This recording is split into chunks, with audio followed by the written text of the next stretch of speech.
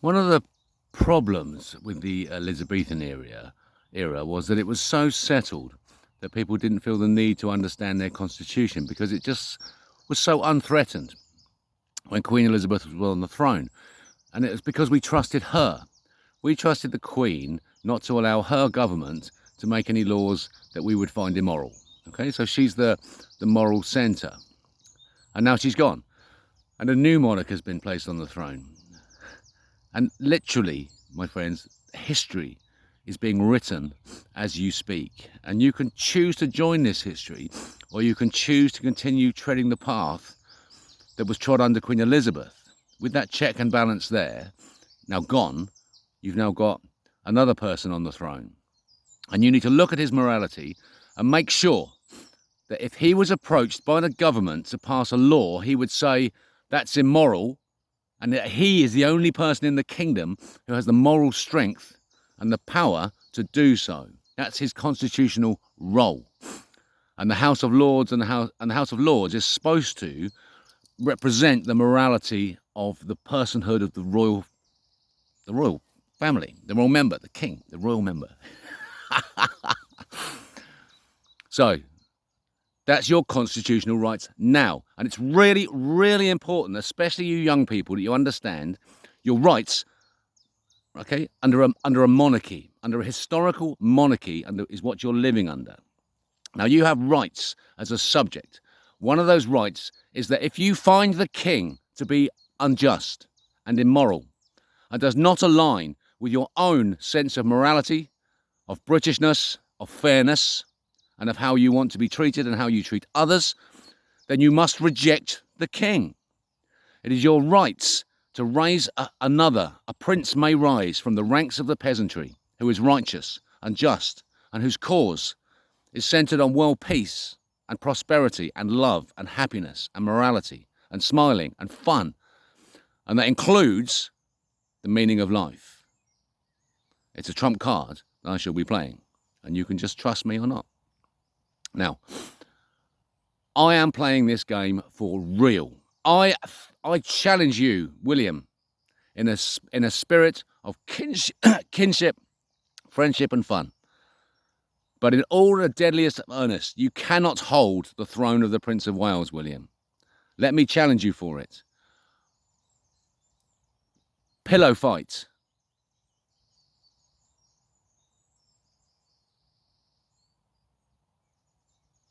Do you dare? Imagine a world that you lived in a kingdom of happy subjects, and that there is a competition about to take place, a duel between two champions.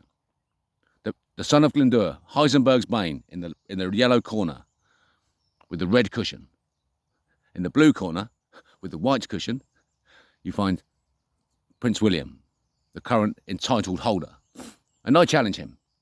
If I win, I guarantee Great Britain of peace with zero suicides as my only government value.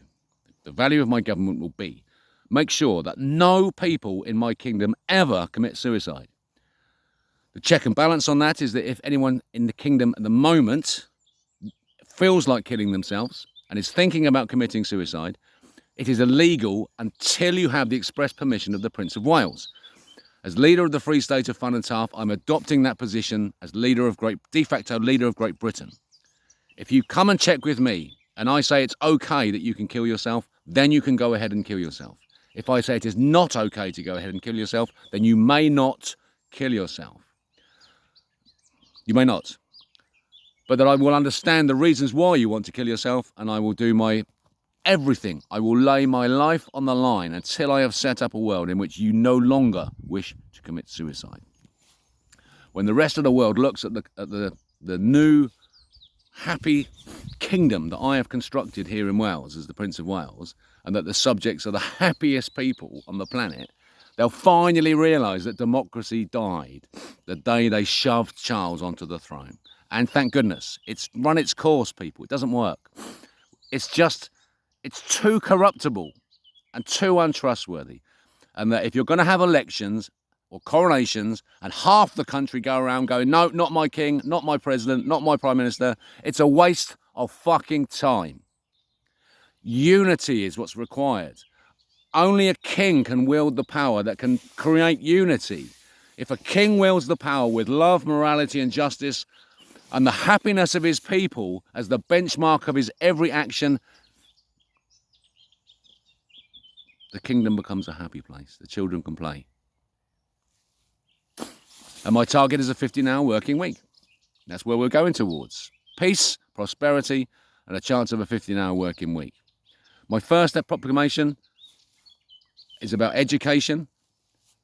What's happening to me now as I rise myself up to challenge for the rank of Prince of Wales and to be your leader is that the education that I've received throughout my entire life has been fantastic. I think I'm the last of the generations that has ever stepped through our entire educational program from infant school to degree and has had a really excellent experience in terms of what I've learned, irrelevant of the exam grades that I got. It was the information and the wisdom that I compiled through that whole journey of my life that brought me to this place, to this confidence, to be able to say, I know I can run the country as I promise. And therefore, as repayment for the education which I've had, for which I've paid not one penny, all student debt is immediately forgiven. All of it. And all education is free. The purpose of school is to learn how to think and how to learn. It's about critical thinking skills. The early days in school will be about understanding energy and this energy transfer mechanism that works in life from people as they're to die. They're making a home for their energy in the young people that come up behind them. So these relationships are really important to build. So we teach these things into children so they understand the value of the elders in their community and that their job is to find someone that they respect and bond with them. And of course, safety is the most important thing in that relationship, because what they've done is that it's impossible to see an old man holding the hand of a young boy without thinking that there is a paedophilia going on. It just jumps into your mind. Why? Because those fuckers have put that thought there.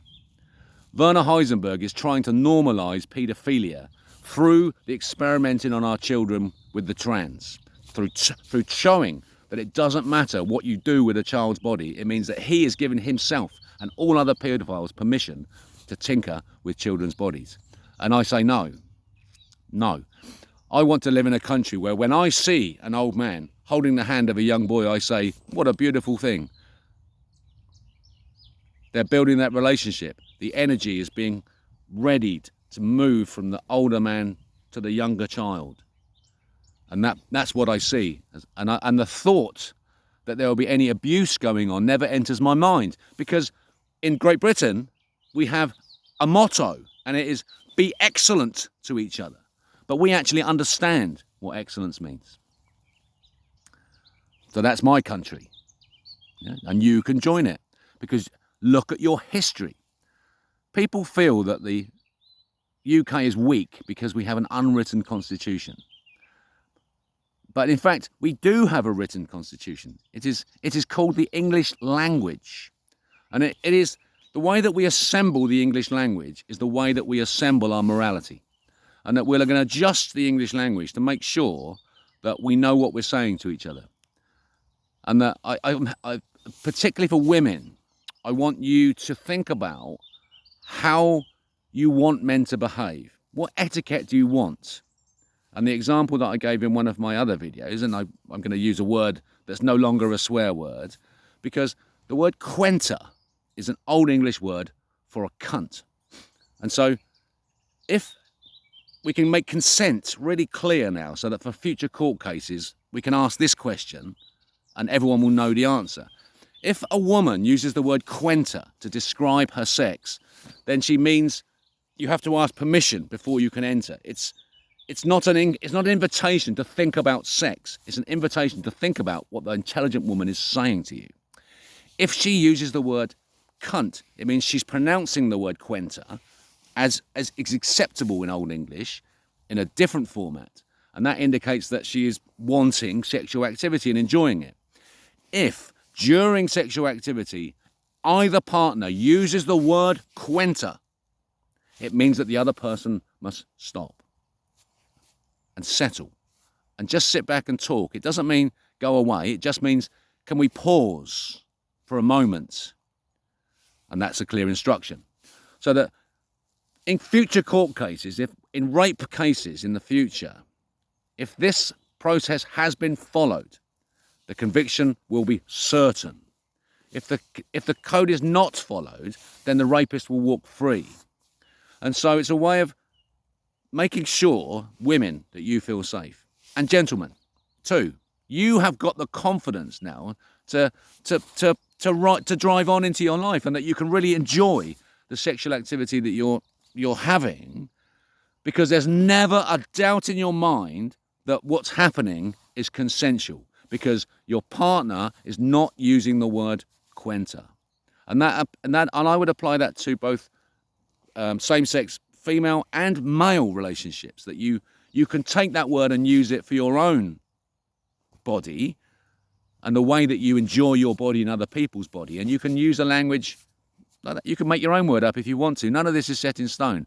But we do need to know what the words are, because we'll be having workshops and training programs every week. There'll be a TV program that says, these are the words that we thought about this week, and this is what we think they are. And so we'll build up a dictionary, a Great British Dictionary of English. And that language will be the lingua franca of the planet. I'm afraid, people, right? That the gift that the English people give to the planet is the gift of our language, because it's completely flexible and it's not ours. And in Wales, it's definitely not ours, because we speak Welsh here. Of course, we speak the lingua franca. Of course, we speak English. But we're going to build a country in a year that speaks Welsh, because we're going to build an etiquette where you are allowed to tap people on the shoulder, tap a stranger on the shoulder and say, what did you say? And it means, please tell me what that phrase was in Welsh. It was really beautiful. Rather than, are you talking about me? And that's it. We've broken a taboo that's been held this country back for a long time. These are the ideas I've got coming, people. They're yours. You have a historical constitution. You can raise a just king. You can raise me to the position of your Prince of Wales. And let me build a country of peace, Great Britain, out of nowhere. And whenever we see our flag in future, we will see the dragon, the green and the red dragon of Wales and the Ulstermen, united in blood fealty on our flag, proving the bond will never be broken, and giving the Ulstermen the confidence to walk into the Dublin Parliament as men of strength, of men of valour, of men of honour, who have earned their right to live in a country that they call home. And their brothers will welcome them home. Their Republican brothers will welcome them, because it means the end. Stormont's done. It's a hotel. Yeah, Ireland is Ireland. Wales is Wales. Scotland is Scotland. England is... You make your own minds up, my friends. I'm happy to help. Love rules. Do the work. Choose.